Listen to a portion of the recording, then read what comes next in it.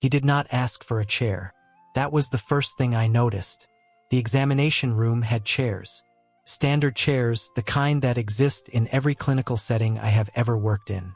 He walked past them, lowered himself to the floor mat in the corner of the room, and settled into Seiza, the traditional Japanese kneeling position, sitting back on his heels, spine upright, hands resting on his thighs, as if this were the most ordinary thing in the world, which, for him, it was. He was 82 years old. I watched him lower to that position. No hand touched the floor. No knee buckled. No sound of effort.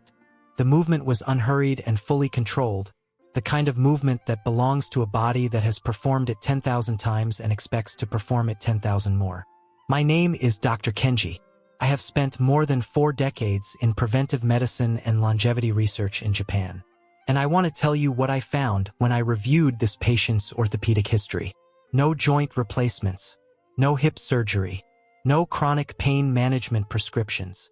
No referrals to orthopedic specialists at any point in his adult medical record. His mobility assessment scores, which I completed that afternoon, placed him in the functional range of a man in his early 50s, 30 years younger than he was. When the consultation was finished, he rose from the floor the same way he had descended, without hands, without hesitation. He thanked me, put on his shoes, and walked out.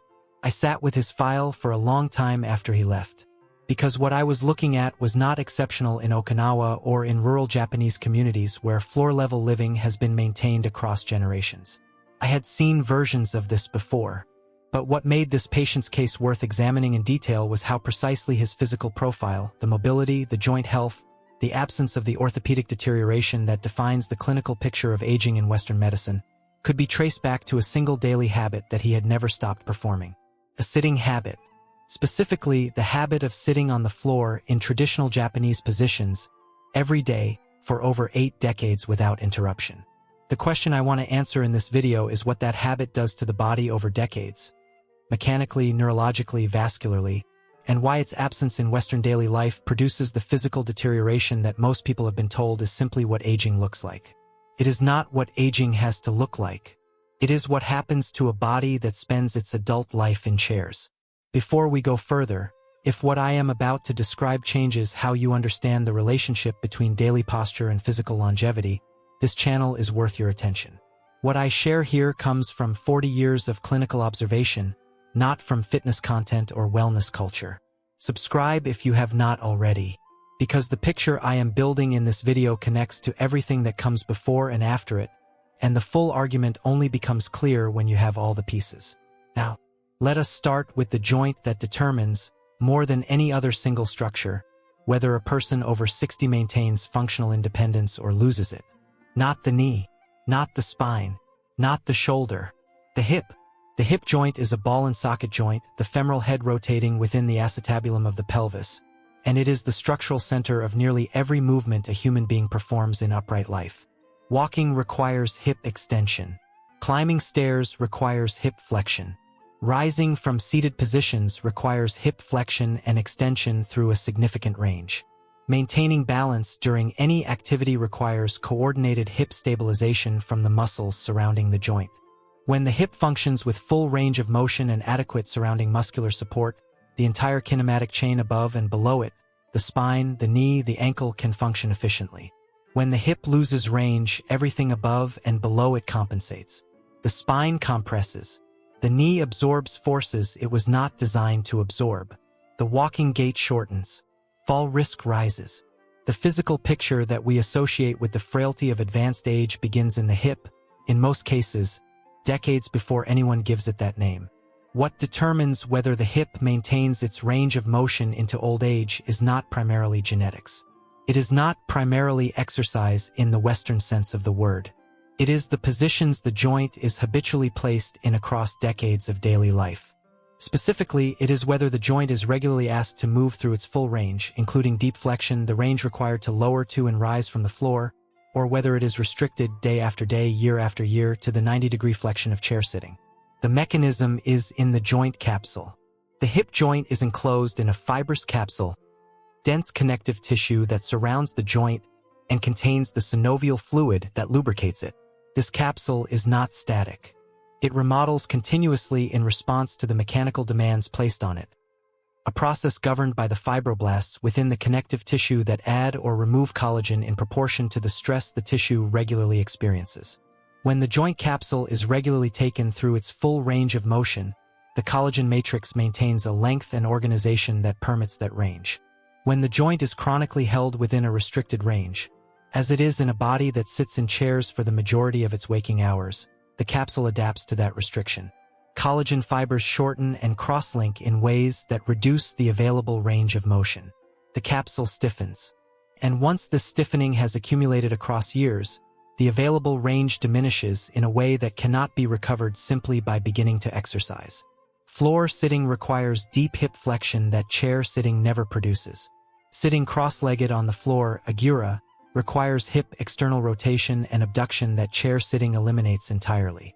Seiza, the kneeling position, requires sustained hip flexion at the end range, combined with knee flexion and ankle plantar flexion, that produces a whole joint loading pattern the hip capsule does not encounter in any chair-based posture. And because these positions are held not for a few minutes during a stretching session but for the duration of meals, social gatherings, household tasks, and rest, the exposure time is sufficient to maintain the capsular tissue length that preserves range of motion across decades. My 82-year-old patient had never stopped placing his hip joint in these positions.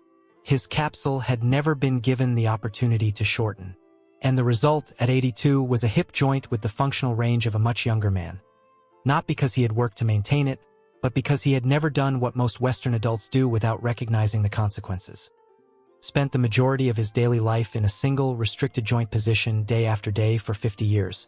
For a Western adult who has been living predominantly in chairs, the return to floor-level positions cannot be immediate. The capsular shortening that has accumulated over years does not reverse quickly. The practical approach is incremental. Begin with a supported cross-legged position on the floor, using a folded blanket under the hips to reduce the depth of flexion required.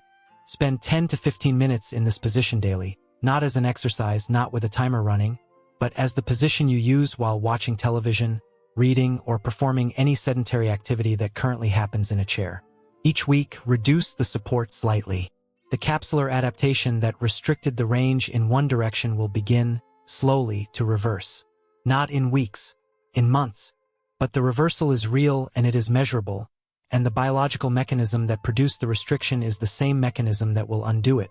Connective tissue remodeling in response to the mechanical demand that is now being placed on it consistently. Now I want to introduce a piece of clinical research that I consider one of the most important studies in the literature on physical aging. Not because it is complex, but because it is so simple that its implications are difficult to dismiss. The sitting rising test.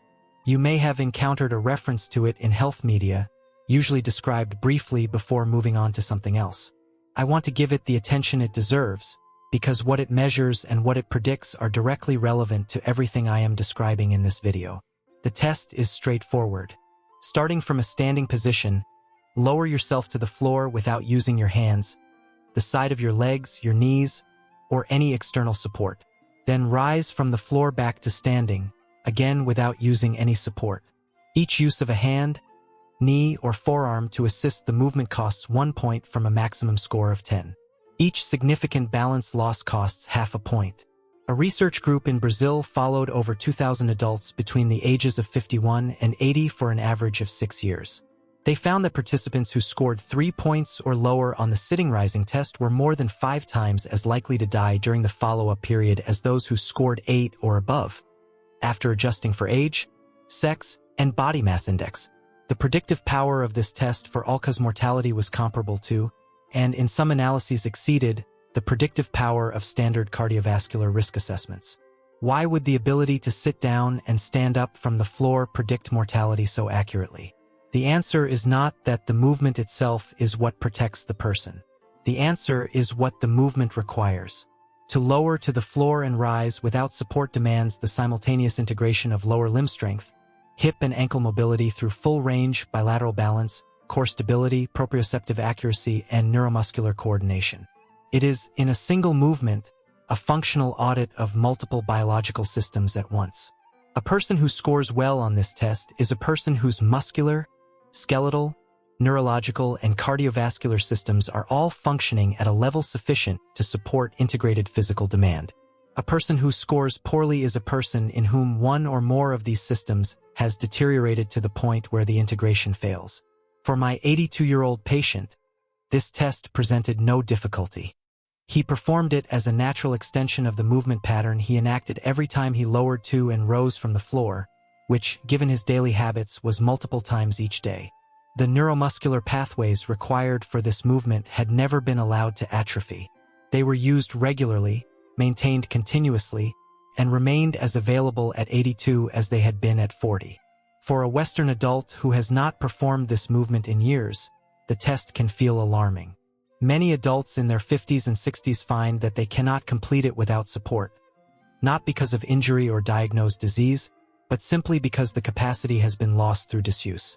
The practical reintroduction follows the same incremental logic I described for floor sitting generally. Begin by practicing the descent. From standing, lower slowly to one knee, then the other, then sit back. Use a wall for balance if needed initially. Practice the transition between kneeling and sitting. Then practice rising from sitting to kneeling to standing. Reduce the support progressively over weeks and months. The movement is not dangerous when approached incrementally. It becomes dangerous only when it is attempted suddenly by a body that has had no preparation, or when it is never practiced at all, and the capacity to perform it when needed has been silently eliminated by decades of disuse. Let me now describe what is actually happening in the muscles when a body transitions from chair-based living to floor-level living, because this is where the structural explanation for the mobility difference between elderly Japanese and elderly Western populations becomes most concrete. When you sit in a chair, the body is supported from below at the posterior thighs and from behind at the lumbar spine. The muscles that would otherwise be required to maintain upright posture, specifically the posterior chain muscles that run from the base of the skull to the heel, are largely disengaged. The gluteal muscles, which are the primary hip extensors and stabilizers, are compressed under body weight and electrically quiet. The deep hip external rotators, the piriformis, obturator internus, gemelli, and quadratus femoris, which are critical for hip joint stability and for the rotational control of the femur during walking, are placed at a shortened, passive length and receive no postural demand. The intrinsic spinal stabilizers, the multifidus and the deep rotators of the lumbar spine, which are required for segmental spinal control and for the transmission of force between the upper and lower body, are underloaded. The tibialis anterior, which controls ankle dorsiflexion and is critical for safe walking gait, is inactive. Over years, this chronic underloading produces a predictable pattern. The gluteal muscles atrophy. The deep hip rotators weaken. The intrinsic spinal stabilizers lose their capacity for rapid, reflexive activation. The tibialis anterior diminishes. And as these structures weaken, the body compensates by shifting load to structures that were not designed to carry it, the lumbar facet joints, the knee menisci, the iliotibial band, producing the chronic pain patterns that become the standard presentation of musculoskeletal aging in Western clinical practice. Floor sitting reverses this load distribution. Sitting cross-legged agura requires the hip external rotators to actively position and maintain the femur in external rotation. The gluteal muscles must work against gravity to keep the pelvis upright. The intrinsic spinal stabilizers must engage continuously to maintain the upright spine without a backrest. SISA requires sustained activation of the tibialis anterior to manage the angle of the ankle under load. And because these demands are continuous, maintained for the duration of sitting rather than applied in brief exercise sets, the total mechanical stimulus to these muscle groups across a day of floor-level living is substantial, even though no individual moment requires effort that would be classified as exercise. The biological mechanism is straightforward. Muscle tissue is maintained by mechanical loading. The signal for maintenance and for the synthesis of new contractile protein is mechanical tension applied to the muscle fiber. Low intensity, sustained tension is sufficient to maintain muscle mass when it is applied consistently across the full range of the muscle's function. The posterior chain muscles receive exactly this kind of stimulus in floor-sitting positions, not maximal, not intense, but consistent and full range. And consistency across years produces a structural outcome that brief, intense exercise sessions applied occasionally cannot fully replicate. For practical application, The cross-legged floor position is the most accessible starting point for Western adults who have not used floor-level seating regularly. Begin on a firm surface, a yoga mat or folded blanket on a hard floor, with a folded blanket under the sit bones to reduce pelvic posterior tilt. Sit for progressively longer periods each day. Notice which muscles fatigue first, typically the deep hip rotators and the lumbar stabilizers, because these are the structures most depleted by years of chair sitting. This fatigue is the signal that the stimulus is reaching the structures it needs to reach. The discomfort is adaptation, not damage, when it appears in the muscle belly rather than in the joint itself.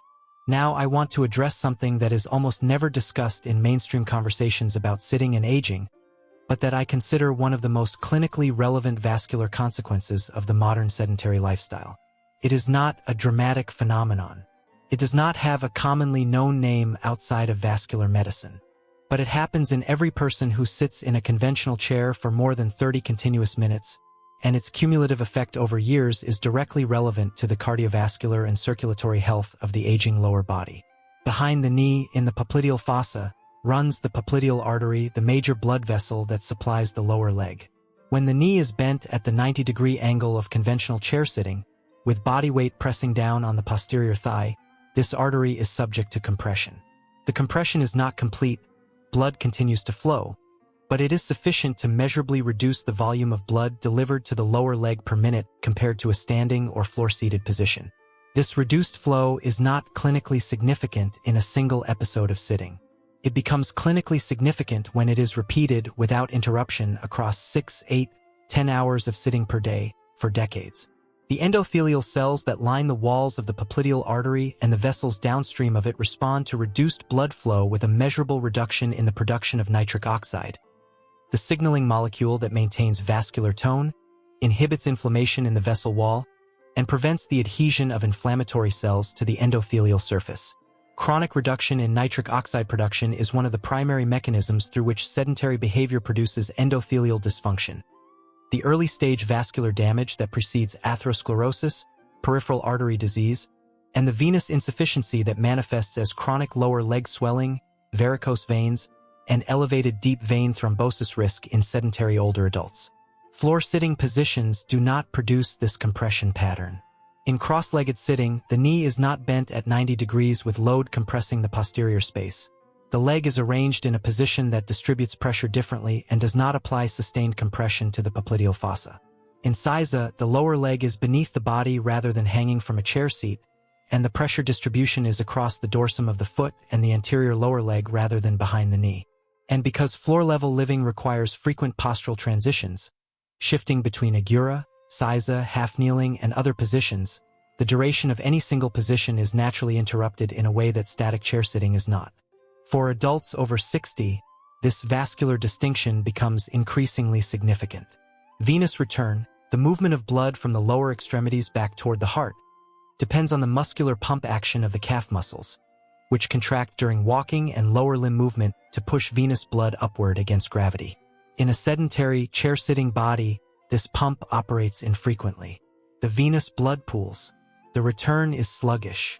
And in a vascular system that has already experienced decades of endothelial stress from popliteal compression and reduced nitric oxide production, this pooling produces the swelling, the heaviness, and the progressive venous wall deterioration that most people attribute simply to age. The practical strategies for a Western environment do not require floor sitting to be implemented immediately. They require the interruption of prolonged chair sitting at regular intervals. Rising from the chair and walking for 2 to 3 minutes every 30 minutes is sufficient to restore popliteal blood flow and activate the calf muscle pump. Positioning the feet flat on the floor, rather than crossed at the ankle or elevated on a footrest, reduces the degree of posterior compression during sitting. And the progressive reintroduction of floor-level positions replaces some of the chair sitting time with postures that do not produce this compression pattern at all. Each of these changes is small. The biological effect of all of them maintained consistently over years is not small. The next element I want to discuss operates at the structural foundation of everything I have described so far, and it is a foundation that is deteriorating in the majority of Western adults over 50 in ways they are not aware of, because the deterioration is painless until it is not, and by the time it produces symptoms, the structural damage is already years old. That element is ankle mobility. Specifically, dorsiflexion, the range of motion in which the toes are pulled toward the shin, the movement required every time the heel strikes the ground during walking. Adequate dorsiflexion is not a minor biomechanical detail. It is the mechanical prerequisite for nearly every functional movement a human being performs in upright life. Walking requires the ankle to dorsiflex as the foot rolls through the stance phase of the gait cycle. If this range is restricted, the foot compensates by pronating excessively, the knee tracks inward, the hip loses its abduction capacity, and the lumbar spine increases its anterior curve to compensate for the altered mechanics below. Climbing stairs requires ankle dorsiflexion as the body weight moves over the front foot. Without adequate range, the heel rises prematurely and the knee and hip absorb compensatory force. Rising from the floor, the movement at the center of this video, requires ankle dorsiflexion as the foot is planted and the body weight moves forward over it during the ascent. Restrict the ankle and the movement becomes impossible without a forward lean that places excessive demand on the lumbar spine and hip flexors. In traditional Japanese floor-level living, the ankle is regularly placed in two positions that maintain its range from opposite directions. Cross-legged sitting places the ankle in a neutral to slightly dorsiflex position under load. Seiza places the ankle in sustained plantar flexion, toes pointed, top of the foot pressed against the floor, which maintains the flexibility of the anterior ankle structures and the extensibility of the plantar fascia. The daily alternation between these two positions, maintained across decades, preserves the ankle's full range from both ends. In a Western adult who has worn cushioned, heel-elevated footwear throughout adulthood and who has spent the majority of sitting time in chairs, the ankle's dorsiflexion range progressively decreases as the posterior calf complex, the gastrocnemius, the soleus, and the Achilles tendon, adaptively shortens in response to the shortened position it is habitually maintained in by elevated heels. This shortening is not dramatic from year to year, but over 20 years of consistently elevated heels, the accumulated restriction can reduce dorsiflexion range by 15 to 20 degrees, enough to make functional movements that require this range genuinely difficult, and enough to produce the compensatory movement patterns that drive much of the knee, hip, and lumbar pathology seen in aging Western patients. My 82-year-old patient's ankle mobility was one of the first things I assessed. His dorsiflexion range was within the normal range for a healthy adult. Not the restricted range I routinely find in Western patients of his age. Not the range that requires compensation.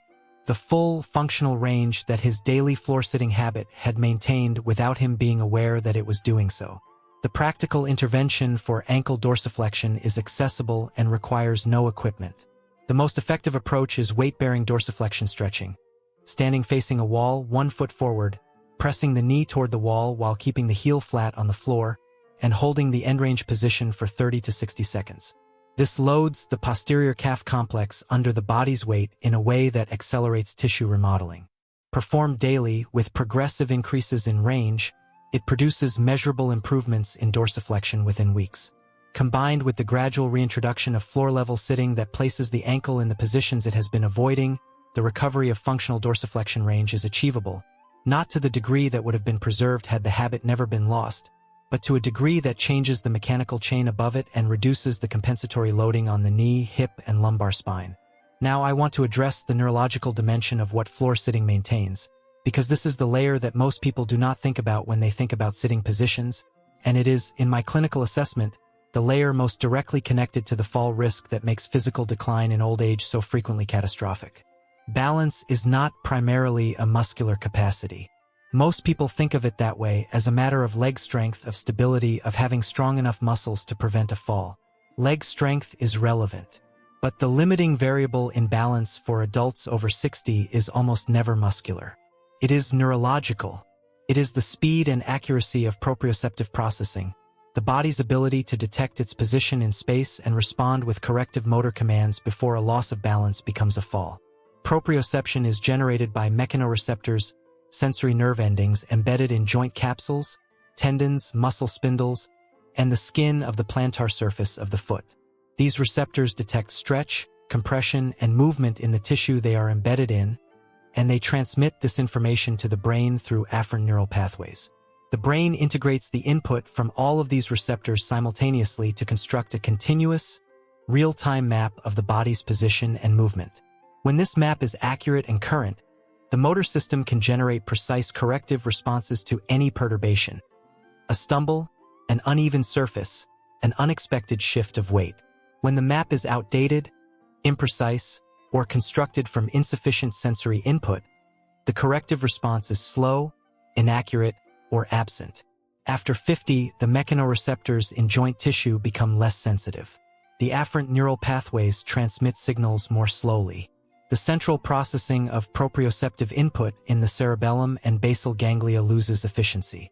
These changes are partially driven by the normal aging of neural tissue, a process that cannot be prevented entirely, but they are significantly accelerated by disuse. A joint that is never taken through its full range of motion provides less varied proprioceptive input to the brain.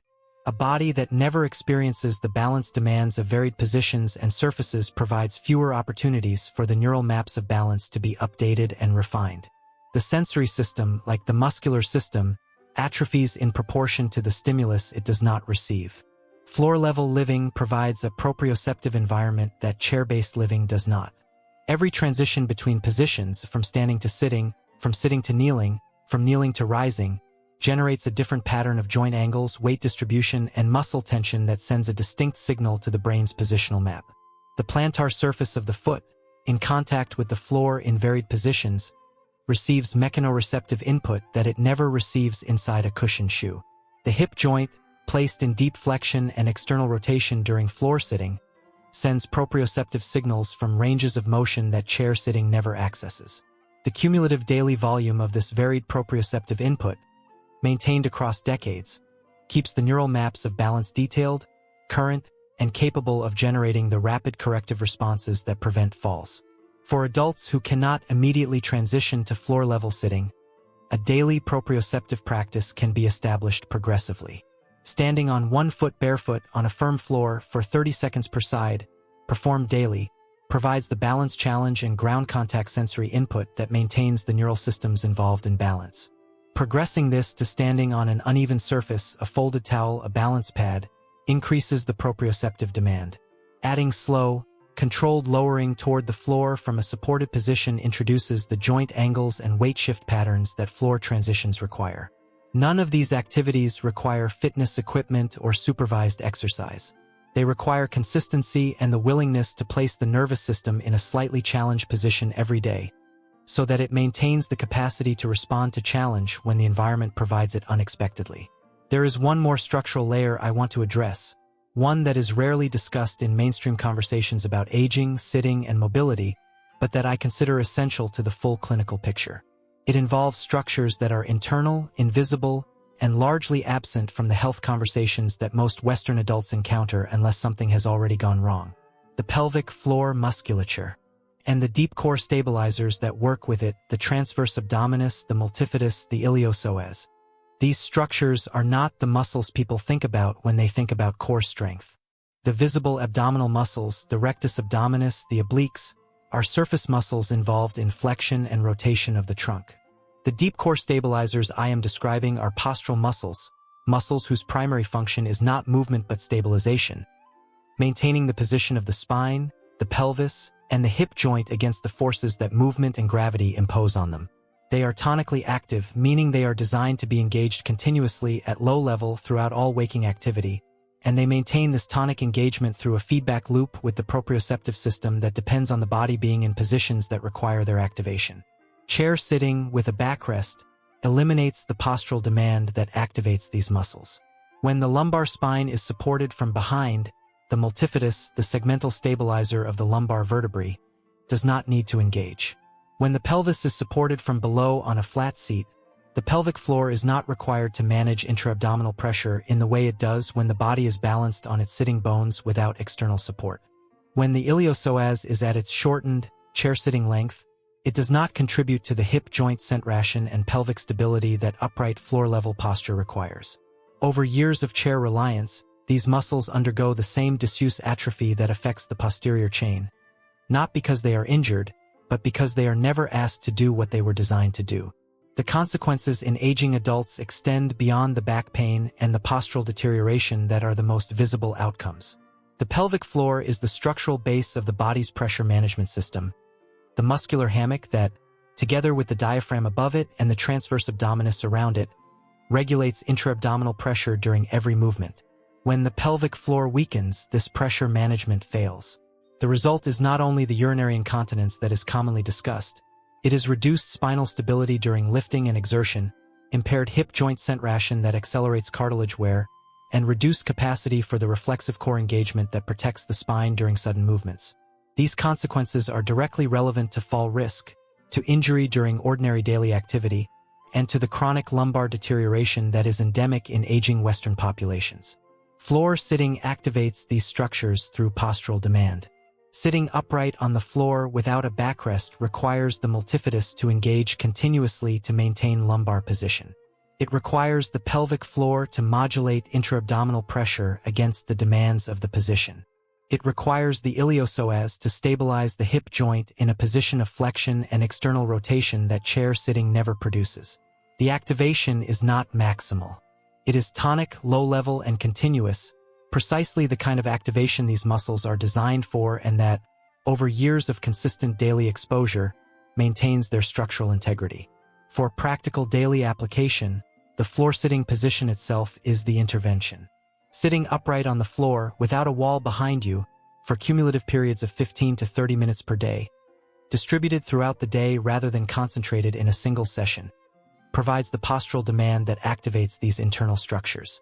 If full upright floor sitting produces immediate lumbar discomfort, the cause is typically the weakening I have described, not a contraindication.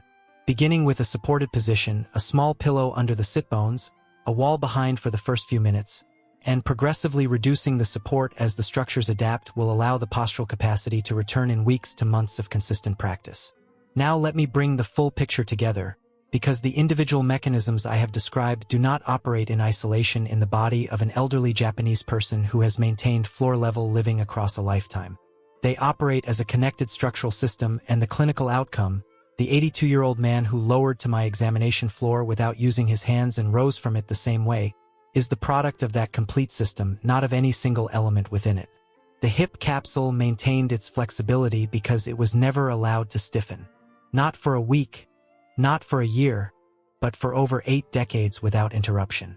The capsular tissue that determines hip range of motion remodels continuously in response to the mechanical demand placed on it.